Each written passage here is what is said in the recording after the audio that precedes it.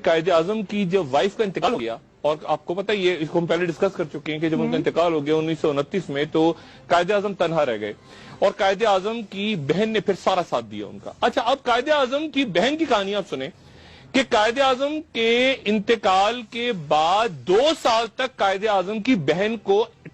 تقریر کرنے کی اجازت نہیں تھی، پبلک میں وہ تقریر نہیں کر سکتی تھی، ان پہ حکومت نے بین لگایا ہوا تھا فاطمہ جناح پہ، جن کو مادر ملت کہتے ہیں۔ اور تیسری برسی پہ ان کو ریڈیو پاکستان میں کہا گیا کہ آپ ان کو تقریر کرنے کی اجازت دے دیں، اور جب تقریر انہوں نے شروع کی تو تقریر کے اس حصے پہ جب وہ آئیں، جب انہوں نے کہا کہ میرے بھائی کو ایمبولینس نہیں دی گئی اور پراپر اور اس وقت پہ انتقال ہو گیا میرے بھائی، اس حصے پہ آئیں تو ریڈیو پاکستان میں ان کی تقریر کٹ گئی۔ اب 1947 میں پاکستان بنا اور 1948 میں قائد اعظم کا ہم جانتے ہیں کہ ٹیوبرکلوسس یا تب سے ان کا انتقال ہو گیا۔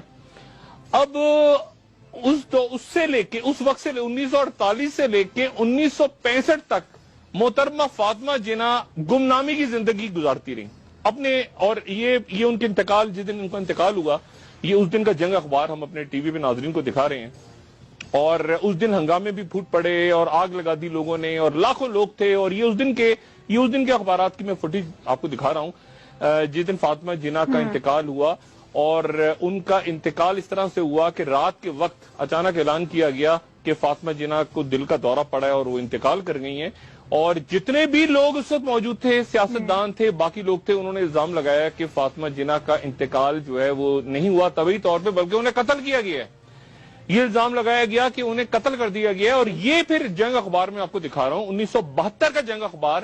جس میں یہ خبر ہے کہ باقاعدہ عدالت نے ایک پیٹیشن منظور کر لی، اور اس پیٹیشن میں یہ لکھا ہوا ہے،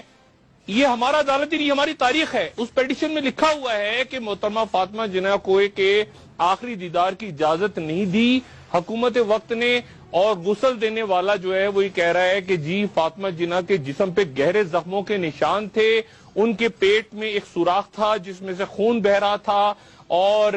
تشدد کے نشانات تھے جسم پہ، اور یہ پیٹیشن عدالت نے منظور کر لی۔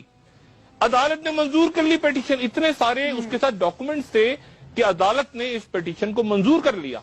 لیکن منظور کرنے کے بعد یہ پیٹیشن کہاں گئی تاریخ کے اوراق میں، یہ ہم نہیں جانتے۔ یہ میں بات آپ کو بتا رہا ہوں، مادر ملت فاطمہ جناح کے ساتھ ہم نے کیا کیا۔